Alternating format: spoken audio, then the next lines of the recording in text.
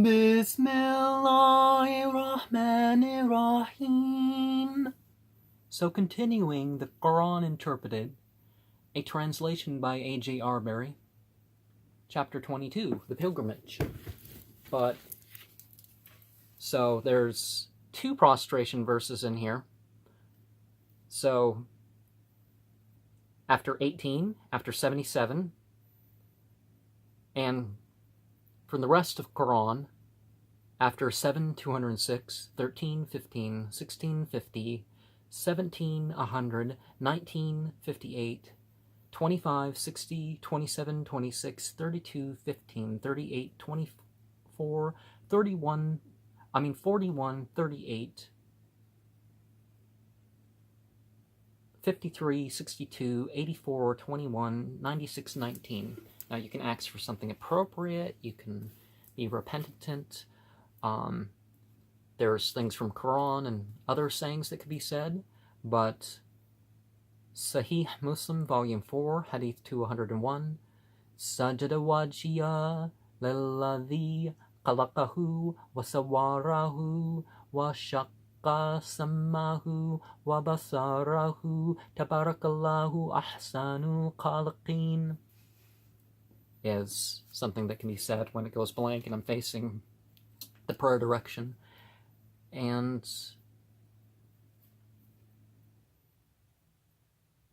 so prostrating and turning my face turned towards thee who created it and fashioned it and devised and heard it and saw it. Blessed is God, the best of creators. And this chapter is sort of a very important end times chapter. In the name of God, the merciful, the compassionate, O men, fear your Lord. Surely the earthquake of the hour is a mighty thing. On the day when you behold it, every suckling woman shall neglect the child she has suckled, and every pregnant woman shall deposit her burden. And thou shalt see mankind drunk, yet they are not drunk, but God's chastisement is terrible. And the sober intoxication that I invite to is the drug-like highs that aren't delusions and all that. It's, just further awareness. You can get stuff done and all that, but some people are just overwhelmed with the terror of life and are something. And among men there is such a one that disputes concerning God without knowledge and follows every rebel Satan, against whom it is written down that whosoever takes him for a friend, him he leads astray, and he guides him to the chastisement of the burning. O men, if you are in doubt as to the uprising, surely we created you of dust, then of a sperm drop, then of a blood clot, then of a lump of flesh, formed and unformed, that we may make clear to you, and we establish in the wombs what we will, till a stated term. Then we deliver you as infants, then that you may come of age, and some of you die, and some of you are kept back unto the vilest state of life, that after knowing somewhat they may know nothing.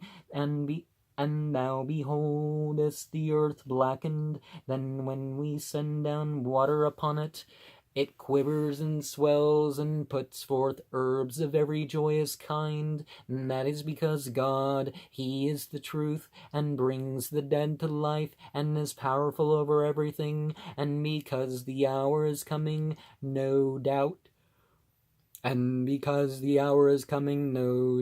it, and God shall raise up whosoever is within the tombs. And among men there is such a one that disputes concerning God without knowledge or guidance, are an illuminating book, turning his side to lead astray from God's way. For him is degradation in this world, and on the resurrection day we shall let him taste the chastisement of the burning. And that is for what thy hands have forwarded, and for that God is never unjust unto his servants. and among men there is such a one that serves God upon the very edge. If good befalls him, he is at rest in it, but if a trial befalls him, he turns completely over. He loses this world and the world to come. That is indeed the manifest loss. He calls apart from God upon that which hurts him not, and which neither profits him anything. That is indeed the far error. He calls upon him who is likelier to hurt him rather than to profit him. An evil protector indeed, he an evil friend. God shall surely admit those who believe and do righteous deeds into gardens underneath which rivers flow. Surely God does that he desires. Whosoever thinks God will not help him in the present world and in the world to come, let him stretch up a rope to heaven, then let him sever it, and behold whether his guile does away with what enrages him. Even so we have sent it down as signs, clear signs, and for that God guides whom he desires. Surely they that believe in those of Jewry, and the Sabaeans, and the Christians, and the Magians, and the idolaters, God shall distinguish between them on the day of resurrection. Assuredly God is witness over everything. Hast thou not seen how to God bow all who are in the heavens, and all who are in the earth, the sun, and the moon, and the stars, and the mountains, and the trees, and the beast, and many of mankind, and many merit the chastisement, and whom God abases, there is none to honor him. God does whatsoever he will.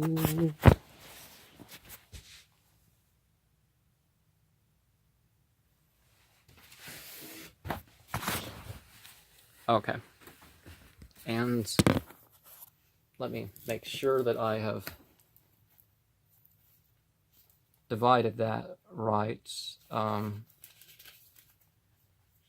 So 22:18.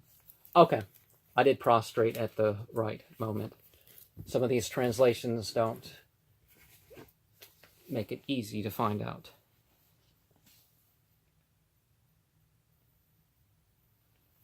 Where the verse ends. These are the two disputants who have disputed concerning their Lord. As for the unbelievers, their garments of fire shall be cut, and there shall be poured over their heads boiling water, whereby whatsoever is in their bellies and their skin shall be melted. For them awaits hooked iron rods, as for them awaits hooked iron rods, as often as they desire in their anguish to come forth out of it, and they shall be restored into it, and taste the chastisement of the burning. God shall surely admit those who believe and do righteous deeds in the gardens underneath which rivers flow. Therein they shall be adorned with bracelets of gold and with pearls, and their apparel there shall be of silk, and they shall be guided into goodly speech, and they shall be guided into the path of the all-laudable. Those who disbelieve and bar from God's way and the holy mosque, that we have appointed equal unto men, like him who cleaves to it, and the tent dweller, and whosoever purposes to violate it wrongfully, we shall let him taste a painful chastisement. And when we settled for Abraham the place of the house, thou shalt not associate with me anything, and do thou purify my house for those that shall go about it, and those that stand, for those that bow and prostrate themselves, and proclaim among men the pilgrimage, and they shall come unto thee on foot, and upon every lean beast. They shall come from every deep ravine, and they may witness things profitable to them, and mention God's name on days well known over such beasts of the flock as he has provided them. So eat thereof, and feed the wretched poor. Those in poverty. Wretched has implications to some people that aren't implied here, but the days of the sacrifice, the 10th through the 13th, Eid al-Adha, Eid al-Akbar, or the days for the yearly sacrifices, But a part you can eat, a part you can give to your family and friends, but at least a third of it goes completely to the poor. Let them then finish with their self-neglect, and let them fulfill their vows, and go about the ancient house, all that, and whosoever venerates the sacred things of God, it shall be better for him with his Lord. And permitted to you are the flocks, except that which is recited to you, and eschew the abomination of idols, and eschew the speaking of falsehood, being men pure of faith unto God. Humans, not just men. Not associating with him anything, for whosoever associates with God anything, it is as though he has fallen from heaven, and the birds snatch him away, or the wind sweeps him headlong into a place far away. All that, and whosoever venerates God's waymarks, and that is of the godliness of the hearts. Respect, some people would think that we're worshiping, but no, that's not it. But some people, because veneration is linked to the term Venus, and so some people think it's worship. That's not quite what we're saying here. All that, and whosoever venerates God's waymarks, and that is of the godliness of the hearts, and there are things therein profitable to you, unto a stated term, thereafter their lawful place of sacrifices by the ancient house. We have appointed for every nation a holy rite, that they may mention God's name over such beast of the flock as he has provided them. Your God is one God, so to him surrender, and give thou good tidings unto the humble, who, when God is mentioned, their hearts quake, and such as endure patiently whatever visits them, and who perform the prayer and expend of what we have provided them, and the beast of sacrifice we have appointed them for you as among God's waymarks. Therein is good for you, so mention God's name over them, standing in ranks. Then when their flanks collapse, eat of them, and feed the beggar and the suppliant.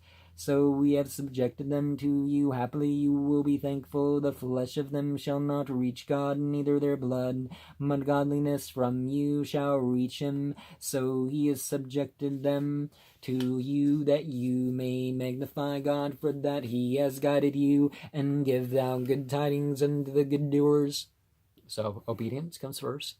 Then there's the symbolic elements. And remember that the flesh and the blood of you and the sacrifices, it's not, God's not eating that or whatever. That's not the point. God's not some bloodthirsty thing that God gets meat and blood, and no. That you may magnify God for what he has guided you, and give thou good tidings unto the good doers. Surely God will defend those who believe. Surely God loves not any ungrateful traitor.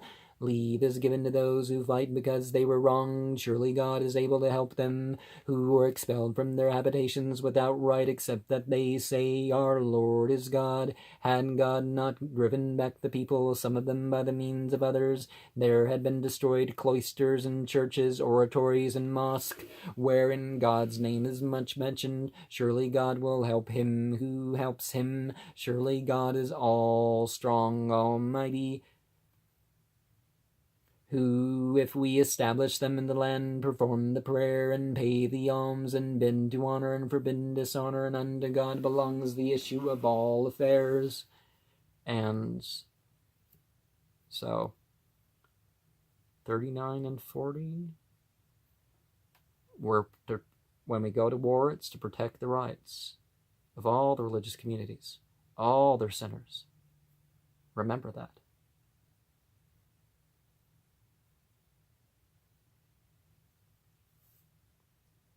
Including those of the foreigner.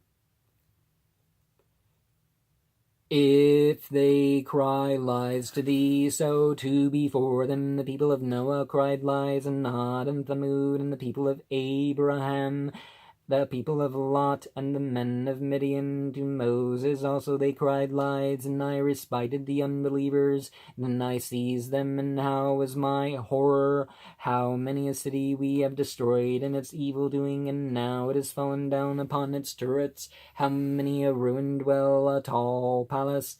What have they not journeyed in the land, so that they have hearts to understand with, or ears to hear with? It is not the eyes that are blind, but blind are the hearts within the breast. And they demand of thee to hasten the chastisement. God will not fail his promise, and surely a day with thy Lord is as 1,000 years of your accounting. How many a city I have respited in its evil doing, then I seized it, and to me was the homecoming. Say, O men, I am only for you a plain warner. Those who believe and do deeds of righteousness, there shall be forgiveness and generous provision. And those who strive against our signs to void them, they shall be the inhabitants of hell. We sent not ever any messenger or prophet before thee, but Satan cast into his fancy, and when he was fancying, but God annuls what Satan casts, and God confirms his signs. Surely God is all-knowing, all-wise, that he may make what Satan casts a trial for those in whose hearts is sickness, and those whose hearts are hard, and surely the evildoers are in wide schism, and that they who have been given knowledge may know that it is the truth from thy Lord, and believe in it, and so their hearts be humble unto him. And assuredly God ever guides those who believe to a straight path, and the unbelievers will not cease to be in doubt of it, until the hour comes on them suddenly, or there shall come upon them the chastisement of a barren day. The kingdom upon that day shall belong to God, and he shall judge between them. As for those who believe and do deeds of righteousness, they shall be in the gardens of bliss. But as for the unbelievers who cried lies to our signs, for them awaits it humbling chastisement.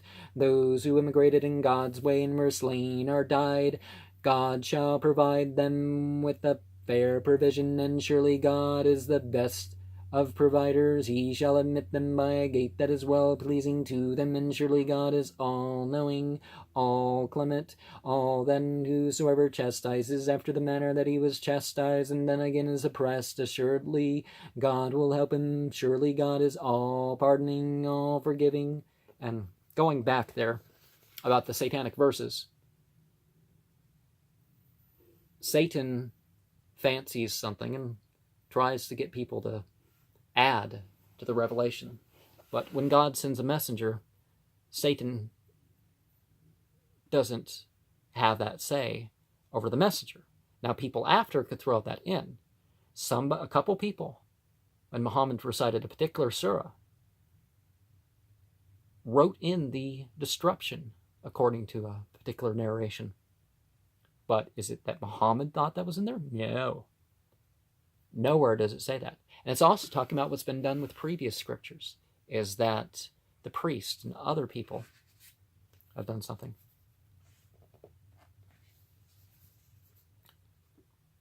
The kingdom of that day shall belong to...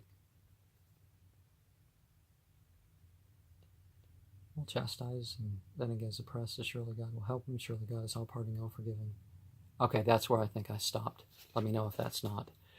That is because God makes the night to enter into the day, and makes the day to enter into the night, and that God is all-hearing, all-seeing. That is because God, he is the truth, and that they call upon apart from him, that is the false. As for that God is the all-high, the all-great, hast thou not seen now that God has sent down out of heaven water, and in the morning the earth becomes green? God is all subtle, all aware. To him belongs all that is in the heavens and in the earth. Surely God, he is the all-sufficient, all-laudable. Hast thou not seen how that God has subjected to you all that is in the earth, and all that is in the earth, and the ships to run upon the sea. It is commandment, and he holds back heaven, lest it should fall upon the earth, save by his leave. Surely God is all gentle to men, all compassionate. It is he who gave you life. Then he shall make you dead, then he shall give you life. Surely man is ungrateful. We have appointed for every nation a holy rite that they shall perform. Let them not therefore wrangle with thee upon the matter, and do thou summon unto thy Lord. Surely thou art upon a straight guidance, and if they should dispute with thee, do thou say, God knows very well what you are doing.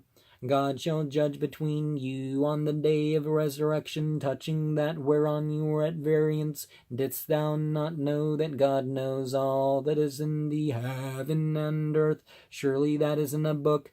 Surely that for God is an easy matter.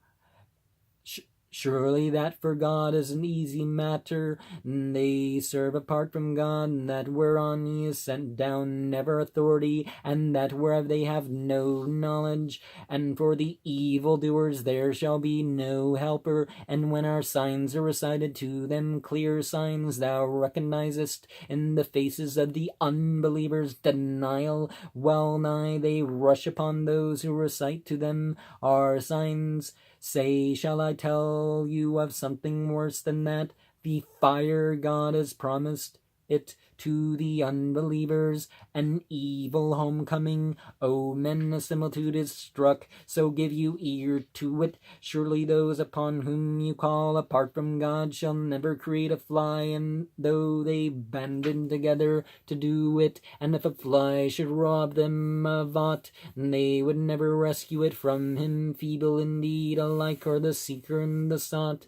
They measure not God with his true measure. Surely God is all strong, almighty. God chooses of the angels messengers, the lightnings, the malaika, and of mankind. Surely God is all hearing, all seeing. He knows whatsoever is before them and what is behind them, and unto God all matters are returned.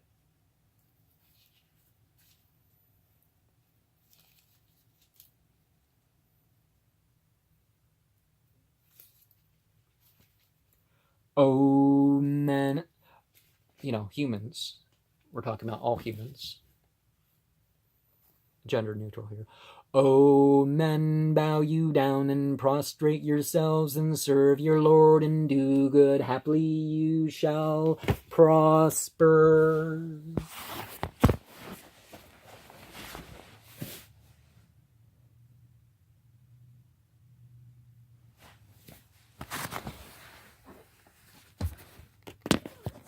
And for the final verse. And struggle for God as is his due, for he has chosen you and has laid on you no impediment in your religion, being the creed of your father Abraham. He named you Muslims, surrenderers, aforetime, to God, not other people, aforetime, and in this, that the messenger might be a witness against you, and that you might be witnesses against mankind. So perform the prayer and pay the alms and hold you fast to God. He is your protector, an excellent helper. So the first commands in regard to war were those two verses I pointed out in particular. This is about the pilgrimage, about the end times.